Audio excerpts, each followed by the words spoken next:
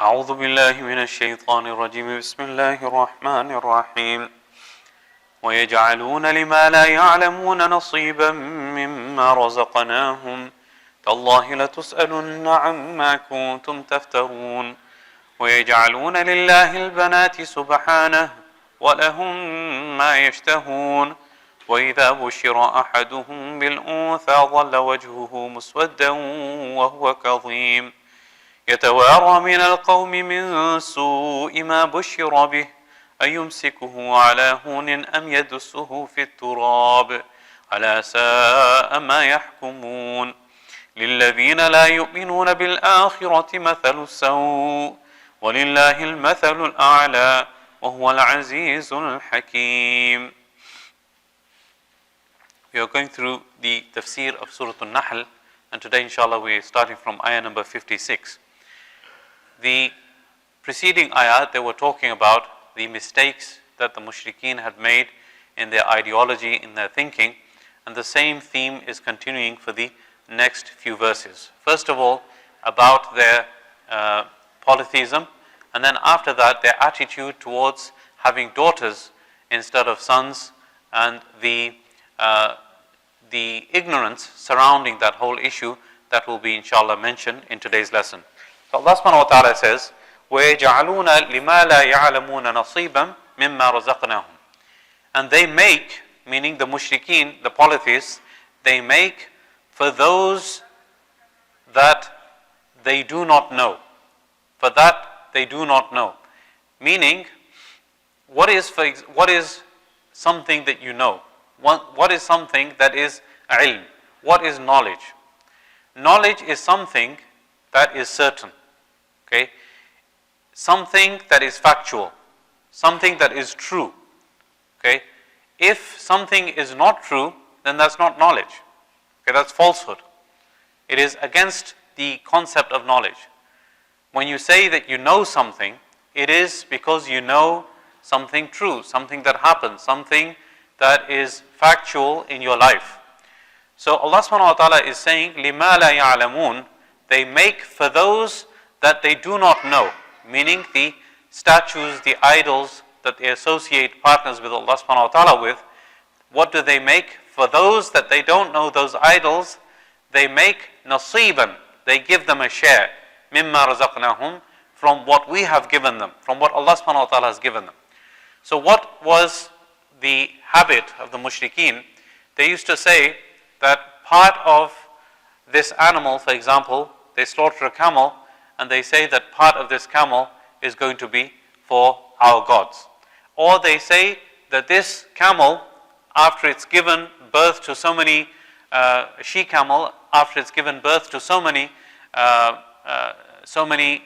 young, what we're going to do is we're going to just make it waqf for our gods. We're not going to take from its milk, and we're not going to consume it. That is free to go, and we're not going to do anything with it. So this was the attitude of those people at the time. This was obviously an ignorance on their part. So Allah subhanahu wa ta'ala said that they are making a share for those that they don't know, meaning the idols that they don't know, meaning they're not true. They're making a share, and on top of that, mimma razaqnahum. It's not something that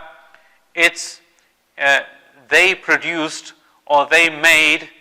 This is the sustenance that Allah subhanahu wa ta'ala has given them, and on top of that they are disobeying Allah subhanahu wa ta'ala in the issue of the rizq and the sustenance that was given to them by Allah subhanahu wa ta'ala.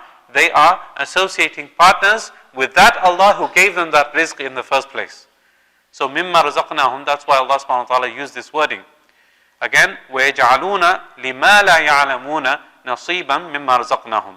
They are making for those that they do not know, for that which they do not know, meaning the idols, a share mimma razaqnahum, from that which we gave to them, which Allah subhanahu wa ta'ala gave to them. Allah subhanahu wa ta'ala declares about this issue. What does He say? Tallahi. Tallahi means I swear by Allah. Allah is swearing by Himself here. It's very rare that Allah subhanahu wa ta'ala uses His own name to take an oath in the Quran. Okay? So it means that this is a very powerful oath. There are 3 words of qasam in Arabic.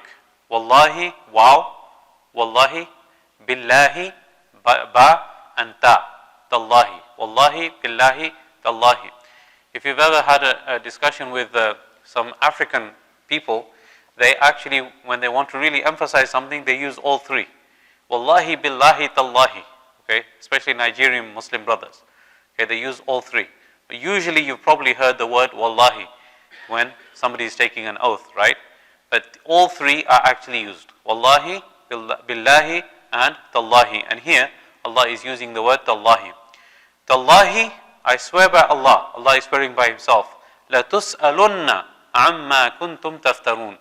Most certainly you're going to be questioned about these accusations, these false accusations that you made.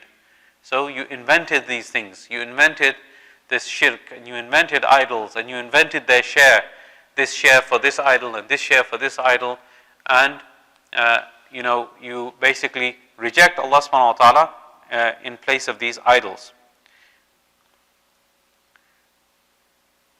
And there's another verse in the Quran in Surah Al-An'am. Allah subhanahu wa ta'ala says that they say, هَذَا لِلَّهِ بِزَعْمِهِمْ وَهَذَا لِشُرَكَائِنَا. When they are making a sadaqah, they say this portion is for Allah and this is for our other idols, for our other gods. And then on top of that, they said, فَمَا كَانَ لِلَّهِ فَهُوَ يَصِلُ إِلَى شُرَكَائِهِمْ. Whatever they allocated for Allah subhanahu wa ta'ala, that went to their shuraka, to their idols. وَمَا كَانَ لِشُرَكَائِهِمْ فَلَا يَصِلُ إِلَى اللَّهِ. And whatever they allocated for their partners, for the shirk that they were committing, it did not go to Allah subhanahu wa ta'ala. Very confused thinking on their parts. But inshallah we'll continue with the verses here. What was the next thing? What was the next jahalat that the people were involved in? The issue of the daughters. So they didn't want daughters for themselves, but on the other hand, they said about Allah subhanahu wa ta'ala that the angels are the daughters of Allah subhanahu wa ta'ala. Okay? So again, Allah subhanahu wa ta'ala has no sons, no daughters, no children, no partner, nothing. But the mushrikeen, they said that the angels are the daughters of Allah subhanahu wa ta'ala. So this is the next verse. وَيَجْعَلُونَ لِلَّهِ الْبَنَاتِ. And they are making for Allah subhanahu wa ta'ala daughters. Subhana. Allah subhanahu wa ta'ala is pure from this. Meaning He doesn't have any partners, doesn't have any children. He is pure from this. وَلَهُمْ مَا يَشْتَهُونَ. And for them is what they want. This yashtahun, this word yashtahun is from the word shahwa. Shahwa, something that you desire. Okay, something that you really want. So, for them is what they want. What is what they want? Boys. They wanted boys for themselves. Okay? So, for Allah, they said He has daughters, and they don't want daughters themselves. And for them, for themselves, they want boys for themselves. وَلَهُمْ مَا يَشْتَهُونَ. And then it goes on to say, وَإِذَا بُشِّرَ أَحَدُهُمْ بِالْأُنْثَى ظَلَّ وَجْهُهُ مُسْوَدًّا وَهُوَ كَظِيمٌ. And when any of them is given the good news, Allah subhanahu wa ta'ala describes it as good news. Bushira is from the word bashara. Bashara means good news. When any of them is given the good news, bil untha, that they've been blessed with a girl, ظَلَّ وَجْهُهُ مُسْوَدًّا. His face becomes dark, meaning sullen, gloomy, sad, upset. ظَلَّ وَجْهُهُ مُسْوَدًّا وَهُوَ كَظِيمٌ.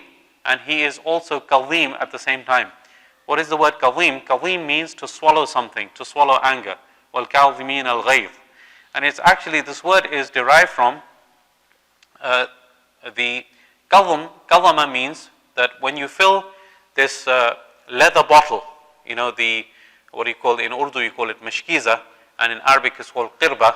So if you fill it up, it basically, it's very flexible, right? If you have a soft bottle, for example, if you try to fill a plastic bag up, okay, this would be something that we would understand. But in the old days, they had leather pouches or leather water bottles. So if you fill it up, it kind of moves all around. And if you kind of squeeze it, then the water, it flows off the top. So kawama means to tie the top of this water bottle up, okay? And when you tie this water bottle up tightly, what happens is the remainder of it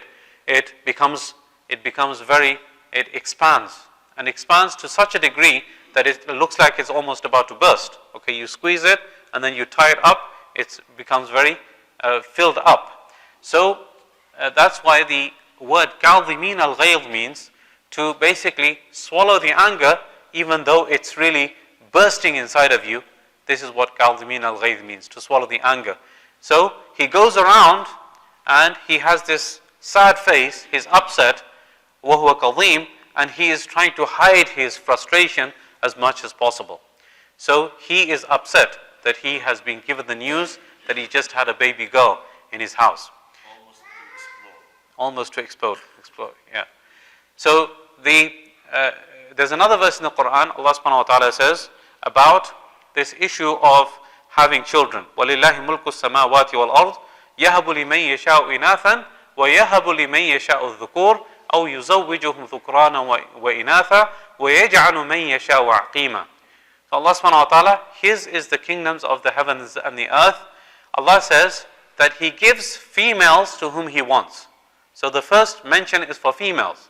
يَهَبُ لِمَنْ يَشَاءُ إِنَاثًا وَيَهَبُ لِمَنْ يَشَاءُ الذُّكُورَ, and He gives males to whom He wants.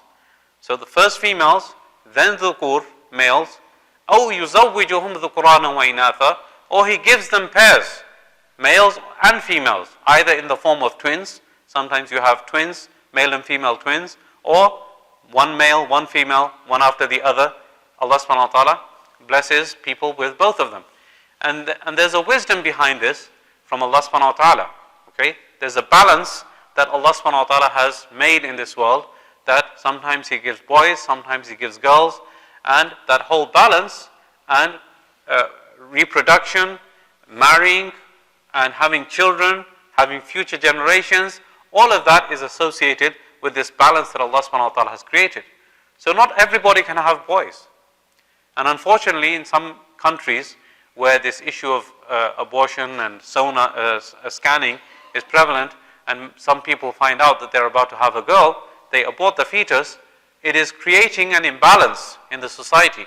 In China, for example, it's creating an imbalance. In India, it's very prevalent also, that if a girl is about to be born, they abort the fetus, and when they are about to have a boy, they let the boy become born.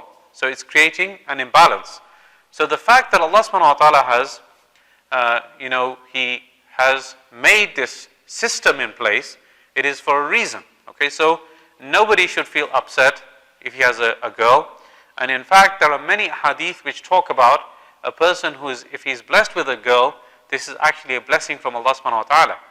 The Prophet sallallahu alaihi wasallam said, the person who has 3 daughters, and Allah subhanahu wa ta'ala blesses him with 3 daughters, and he teaches them, he gives them a good tarbiyah, and then he marries them off into a good household, he will get Jannah.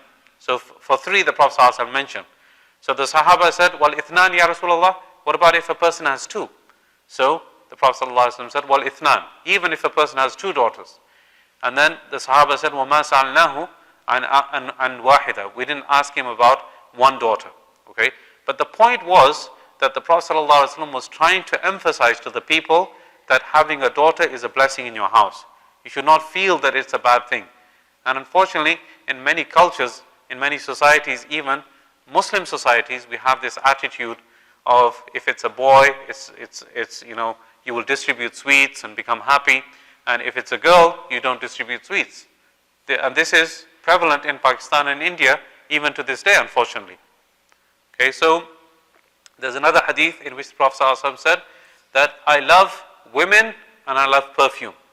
Okay, so the Prophet ﷺ loving women is not, na'udhu billah, in a perverted way. Okay, that somebody who has a bad and a polluted mind might think that that's what the Prophet ﷺ was trying to say in a bad way. No, he said it because in those days the women were downtrodden and oppressed, and people hated them, didn't like them. So he, being the leader of the community, was emphasizing that I love the women, those women that you hate, those women that you despise, those daughters that you bury alive. I love those women. So basically, he's setting an example for everybody to follow, that nobody should oppress women and nobody should look down upon women. So again, our attitude towards having daughters should not be negative. We should always regarded in a positive way, inshallah. So the ayat goes on to say, يَتَوَارَى مِنَ الْقَوْمِ مِنْ سُوءِ مَا بُشِّرَ بِهِ. Again, Allah subhanahu wa ta'ala used the word بُشِّرَ بِهِ. He hides from the people because of what he perceives to be bad, min su'i, because of the badness of what he has been given the good news of. So he hides because he's so ashamed to show his face in public that he has a daughter in his house. He goes around hiding and he doesn't want to show his face in public. This was the attitude that they had.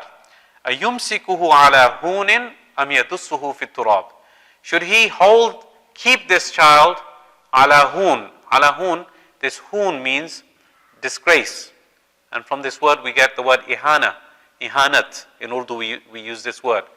Okay, so a person, he thinks to himself, should he just keep this child despite the disgrace associated with it? Am yadussuhu fi turab, or should he just bury it alive in the dirt? So this was the attitude that they had. In both situations they used to consider, okay, disgrace, shame, and keep the child, that's bad, and also burying is bad, but both options were open to them and both options were considered. Subhanallah. Ala sa'a ma yahkumun. Allah subhanahu wa ta'ala says, be aware that what a bad judgment that they have, and what a bad judgment they are following. This is again the jahala that they had in those days.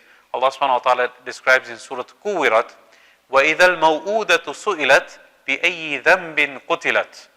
And when the girl that was buried alive, she will be questioned on the day of judgment. بِأَيِّ ذَنْبٍ قُتِلَتْ. For what sin was she killed?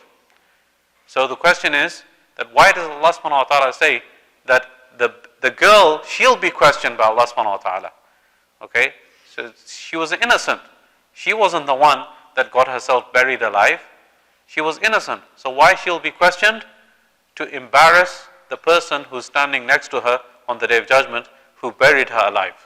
To embarrass him. بِأَيِّ ذَنْبٍ قُتِلَتْ. For what sin was she killed? She will say, I didn't commit any sins. I was innocent. I was ma'suma. I was a newborn child. How could I have committed any sins? So the person who actually buried her alive, he is going to be even more embarrassed about what he did in this world. So in any case, this is again the ignorance that those people were guilty of in those days. Allah subhanahu wa ta'ala goes on to say, لِلَّذِينَ لَا يُؤْمِنُونَ بِالْآخِرَةِ مَثَلُ السَّوْءِ. Those people that don't have iman in the hereafter, they have a very bad example. Meaning that obviously if a person doesn't have iman in the hereafter, then there's no fear of consequence. There's no fear of repercussions. There's no fear of punishment. So when there's no fear of being questioned by Allah subhanahu wa ta'ala in the hereafter, that means a person can do whatever he likes in this world because he's not going to be punished according to his belief. So they will lead the worst lifestyle. This is what is meant by mathalu saw. They are the worst example. وَلِلَّهِ الْمَثَلُ الْأَعْلَى. And for Allah is the best example. Meaning that whatever Allah subhanahu wa ta'ala teaches, whatever He orders, whatever He commands, all His teachings in the Quran, in the Sunnah of the Prophet ﷺ, if we follow them, al-mathalu al-a'la. This is the best of examples. So this is the attitude that we are supposed to have in completing the commands of Allah subhanahu wa ta'ala and staying away from His disobedience. وَهُوَ الْعَزِيزُ الْحَكِيمُ. He is the Almighty and always wise. With that, inshallah, we finish today's lesson. I pray that Allah subhanahu wa ta'ala gives us the tawfiq to understand and practice what has been said and heard.